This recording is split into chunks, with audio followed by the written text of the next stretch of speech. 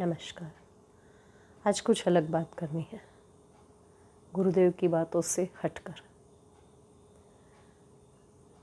कल दिन भर न्यूज़ में चला कि चीन और भारत के बीच एक हिंसक झड़प हुई और उसमें भारत के कुछ सिपाही शहीद हो गए। शाम को जी न्यूज़ के आते आते वो सारी बातें और क्लियर हो गई और अपनी ओर से शहीद होने वाले वीरों की संख्या 20 बताई गई। एक छोटी सी हिंसक झड़प और 20 जिंदगियां समाप्त। 20 देश प्रेमी अपने वीरगति को प्राप्त हो गए। मैं ये बात क्यों कर रही हूँ? ये बात तो आप सबने सुनी होगी न्यूज़ में। हाँ, पर मैं जो कहना चाहती हूँ वो ये है कि क्या इसके बाद भी हमारा विदेशी सामान का मोह खत्म नहीं होना चाहिए? क्या देश प्रेम सिर्फ उन वीरों का, उन सेना के सिपाहियों का, हमारे सैनिकों का कर्तव्य है? क्या ये देश हमारा भी है या नहीं है? ये बताइए ना भाई, सोचिए अपने आप। क्या ये देश हमारा भी है? और है तो फिर कुछ दायित्व हमारा भी होगा ना। चीन का भेजा हुआ एक वायरस जो पूरी दुनिया में तबाही मचा रहा है, हमारे देश में भी उसने बहुत तबाही मचाई है, बहुत हाल बुरा करके रखा है। कुछ कोरोना वॉरियर्स के रूप में डॉक्टर्स या सफाई कर्मी या पुलिस या फिर कुछ स्वयंसेवी संस्थाएं जो अपना समय, श्रम, साधन सब कुछ लगा रही है और यहाँ तक कि अपनी ज़िंदगी खतरे में डालकर कोरोना से लड़ रही है। तो वो भी योद्धा, और एक योद्धा वो जो चीन से बॉर्डर पे सीधे दो हाथ कर रहे। पर क्या ये देश सिर्फ उनका है? हमारा कुछ नहीं लगता? दोस्तों, बहुत पहले कहीं मैंने पढ़ा था एक कवि की कल्पना, और वो भी शायद उस समय की वास्तविक स्थिति को बताते हुए उन्होंने लिखा होगा कुछ अजीब सी बात। बताऊं आपको वो क्या था? मैंने पढ़ा, उनने लिखा है, एक अचंभा मैंने देखा, जल में लग गई आग, पानी सारा जल गया, मछली खेले फाग। कितनी अजीब बात है ना।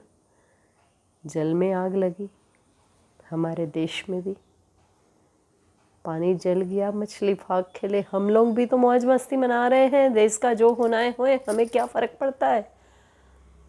एक बात ध्यान में रख लीजिए, रहते हम इसी देश में हैं, खाते हम इसी देश का है, यहीं पर हमारा निवास है ना। और जब घर जल रहा हो तो कोई व्यक्ति अपने आप को सुरक्षित कैसे महसूस कर रहा है? कैसे संभव है? ये चीन का भेजा हुआ कोरोना वायरस जिसने हमारे देश में क्या कहे तूफान मचाए रखा है, तबाही मचाए रखी है, इतना पर्याप्त नहीं था कि पाकिस्तान प्रेरित आतंकवाद और ये सब, इसका दंश तो हम हमेशा झेल ही रहे हैं। बाकी था तो चीन ने उकसाया नेपाल को, तो नेपाल बॉर्डर में भी आग लगने लगी, और अब ये सब करके भारत को सभी ओर से परेशान करके अब चीन स्वयं आ गया। क्या ये सही वक्त नहीं होगा चीन को उसकी औकात दिखाने के लिए? आपको पता है, विश्व में सबसे अधिक चीन के बाद दूसरे नंबर पे जनसंख्या हमारी है, और सस्ता सामान के चक्कर में, सुंदर दिखने वाले सामान के चक्कर में चीन का बहुत सारा सामान हमारे देश में आयात तो होता है और हम बहुत प्रेम से उसे खरीदते हैं। माने चीन के बिजनेस का एक बहुत बड़ा हिस्सा हमारे देश में निर्यात करके पूरा होता है। क्या हम चीनी सामान का बहिष्कार कर सकते हैं? सच कहती हूँ, कई सारे लोगों ने कहा, मैं अकेली कह रही हूँ, ऐसा भी नहीं है। चीनी सामान का अगर बहिष्कार हो गया, चीन के अर्थतंत्र की कमर टूट जाएगी। चीन को उसकी असली औकात दिखाने का समय है ये। क्या अब भी हम सबका आत्मसम्मान नहीं जगना चाहिए? क्या अब भी हम सबका देश प्रेम नहीं जगना चाहिए? दोस्तों, एक बात तो पक्की है, अगर देश पर संकट छा रहा है तो सलामत हम भी नहीं हैं। कल को भगवान न करे कुछ ऐसी स्थिति हुई कि युद्ध पूरी तरह छिड़ गया और मुश्किलें और बढ़ गई, तो मुश्किलें हमारी भी बढ़ेगी और कहीं हमारा देश फिर से किसी अलग सत्ताओं का, किसी के क्या कहें अधीनता में आ गया, तो गुलाम हम लोग भी बनेंगे। जगिए, अपने आप को बचाने का, अपने घर को बचाने का। हाँ, कोई अगर आपके घर पर एक पत्थर भी फेंक दे, खेलते खेलते बच्चे से बॉल लग जाए और आपकी खिड़की का एक कांच भी टूट जाए, तो आप हल्ला मचाने के लिए तैयार हो जाते हैं। उस बच्चे को डांट पड़ती है, उसके माँ बाप तक लड़ने पहुंच जाते हैं। क्या ये देश आपके घर से ज़्यादा बुरा है? जितना प्यारा ये देश है ना। हाँ, हम सब हिंद में रहते हैं, हिंदू है। जाति से शायद हिंदू मुस्लिम अलग ना भी मान ले, ज़रूरत नहीं है यहाँ जाति की। जहाँ देश की बात आती है वहाँ हम सब भारत में रहने वाले भारतीय हैं और भारत देश की सुरक्षा हम सब का दायित्व है। अगर हम सच्चे देशभक्त हैं, अगर हम भारत देश के नागरिक हैं, तो अपनी देशभक्ति को साबित करने का एक मौका हमारे पास भी है। हाँ, हम उन सिपाहियों की तरह बॉर्डर पे लड़ने नहीं जा सकते। हम उन कोरोना वायरस वॉरियर्स की तरह दिन रात अपनी ज़िंदगी खतरे में डालकर जन सेवा और देशभक्ति नहीं दिखा सकते। मगर ये तो हम कर ही सकते हैं ना कि जो हमारे देश का दुश्मन बन के बैठा है उसका सपोर्ट ना करें। पता है, जो चीज़ें, जो चीनी सामान हम खरीदते हैं उसका टैक्स जीडीपी बढ़ के सीधे वापस बॉर्डर पे उनके सिपाहियों के पास ही आता है और वो सिपाही हमारे सिपाहियों को मारते हैं। माने अल्टीमेटली हम अपने ही देश के लिए मुश्किलें पैदा करते हैं। ये ना करें। हो सके, जितना हो सके चीनी सामान का बहिष्कार करें, चीनी ऐप का बहिष्कार करें। और मैं तो इससे भी आगे बढ़ के एक बात और करना चाहूँगी।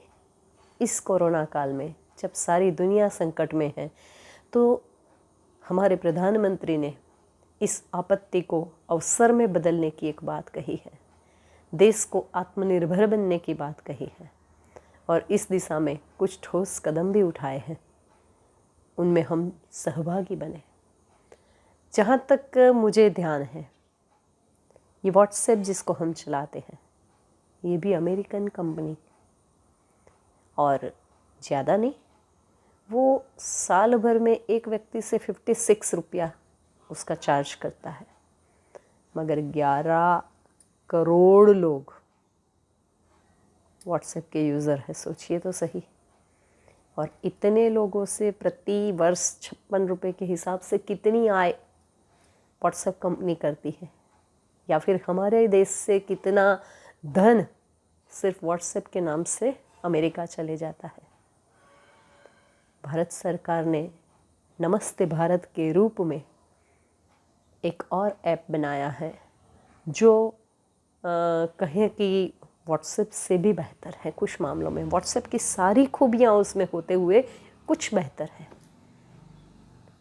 कोशिश कीजिए, हम आप सभी धीरे धीरे उसमें नमस्ते भारत में अपने आप को तब्दील करें और धीरे धीरे नमस्ते भारत के मेंबर बनकर व्हाट्सएप को अपनी लाइफ से, अपने मोबाइल से विदाई दें। मुझे लगता है, जैसे कहते हैं ना कि माँ चाहे काली हो, चाहे गोरी, चाहे कानी हो, चाहे जैसी भी हो, बच्चे के लिए उसकी माँ संसार में सबसे सुंदर, और माँ के लिए उसका बच्चा संसार में सबसे सुंदर। जहाँ प्यार हो ना, वहाँ हर कमी ढक जाती है। अगर हमें अपने देश से प्यार है तो देश की चीज़ों से भी प्यार करना हमें सीखना होगा। ये नमस्ते भारत तो व्हाट्सएप से बेहतर है कहते हैं, मगर मैं तो ये कहती हूँ कि अगर कोई चीज़ कम भी हो, वो सस्ता है। अगर हमारी चीज़ थोड़ी महंगी भी हो, तब भी हमारे देश की है तो हमें अपनाना चाहिए। अगर ये हम सब करेंगे, भारत में रहने वाले सारे लोगों के मन में अगर देश को आत्मनिर्भर बनाने का भाव आ गया, अगर ये देश प्रेम चल गया कि हमारे देश का है, तो वो हमें खूब प्यारा है, चाहे उसमें लाख कमी हो। अगर इस तरीके से हमने चलना स्वीकार कर लिया तो हमारे देश को आत्मनिर्भर बन के उत्थान की ओर खड़ा होने में कोई नहीं रोक सकता।